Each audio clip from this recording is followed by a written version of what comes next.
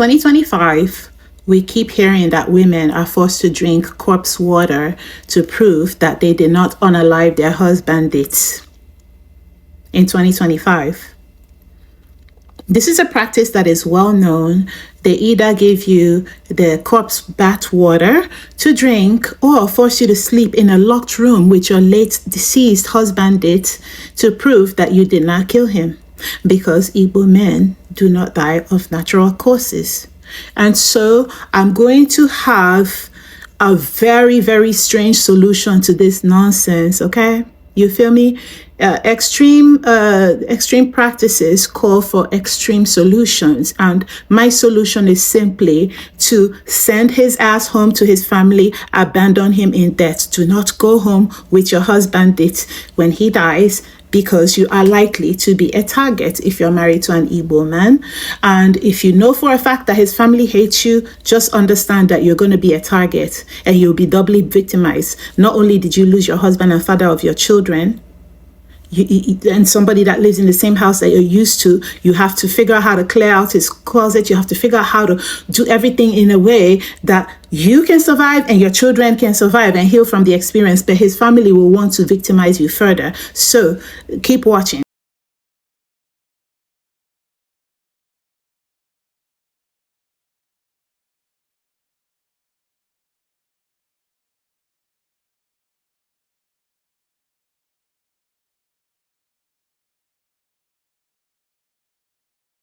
This week alone, I think this week and last week, I continue to see content relating to women being victimized when their husband did die, okay? This week, I just shared 2 posts on the subject matter. And I want to say this because nobody else will tell you. I'm a bad woman already. I'm bitter. I'm a misandress. And I'm going to say this with my full chest. I'm not telling you anything I would myself do, okay?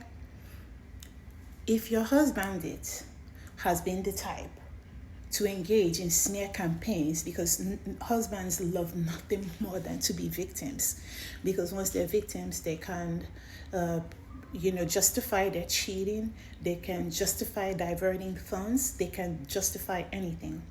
And so if you have been a victim of smear campaigns, and I've talked about smear campaigns before, if you know that your husband's family is targeting you, they hate you, they've attacked you when he was alive, if something happens to him, or God forbid, don't be a nice woman. That's not the time to be a nice woman. Ship his ass back to his family.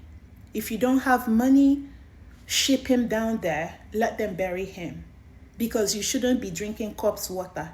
Did your mother give birth to you so that you drink corpse water? I don't think so. Did your parents put you through school so that you grow up and drink somebody's son's corpse water? No. When Jesus died and they bathed him, did you read anywhere in the Bible that Mary Magdalene or any of the women who followed him drank the water that they used to bathe Jesus? Absolutely not. So why would you do it? So that you will prove what? That you didn't kill him?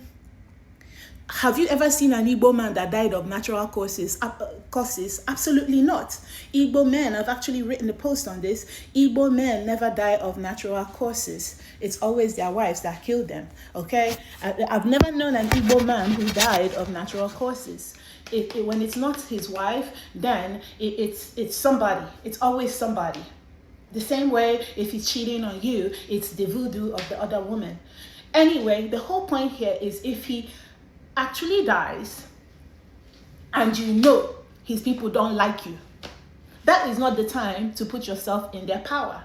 If you must go down with his body, go with military. If you are an odogu like me, you will go with military. You will go with your own mother, so that if his own mother starts to vibrate, your own mother will beat them up. And if they try anything, the military will woes everywhere with bullets. Because what the fuck?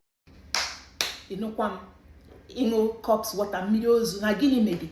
Hey, Chineke, me that was born in love, I will now go and drink another woman's child's body corpse. For what?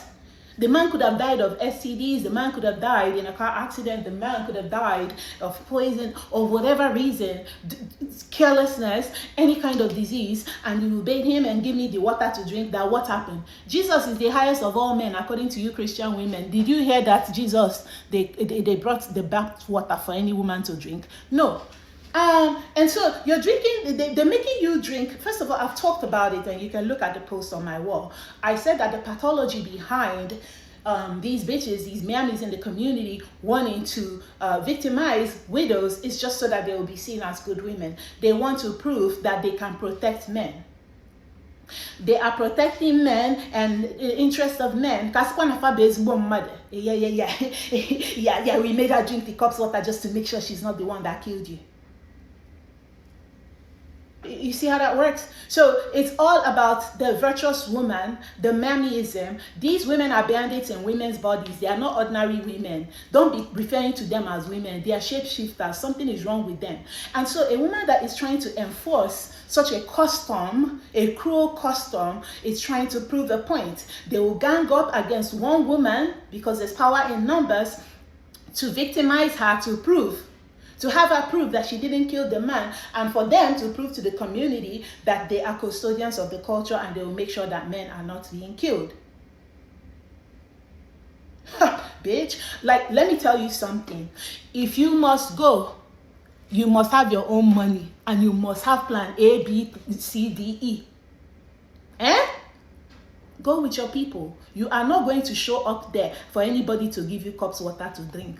You cannot be doing that as a young woman. Like, I'm tired of seeing it. And so what I have told you guys to do is, if he dies, send his body back home. Somebody asked me in my comments, wouldn't you have to pay for shipping charges? Yeah, let them be that be the way that you pay your last respects, because these bandit families, they never contribute any kind of money to your life. So you think they will pay for him to? No, they just want you to show up there so that they can bully you, oppress you, humiliate you publicly, and traumatize you and your children. Imagine going through the pain of losing a husband that you have lived with so many years, had so many kids with, sleep and wake up to. You probably lived longer with this motherfucker than he has even lived with his whole family, but they love him more to the point that they want to victimize you. No, now.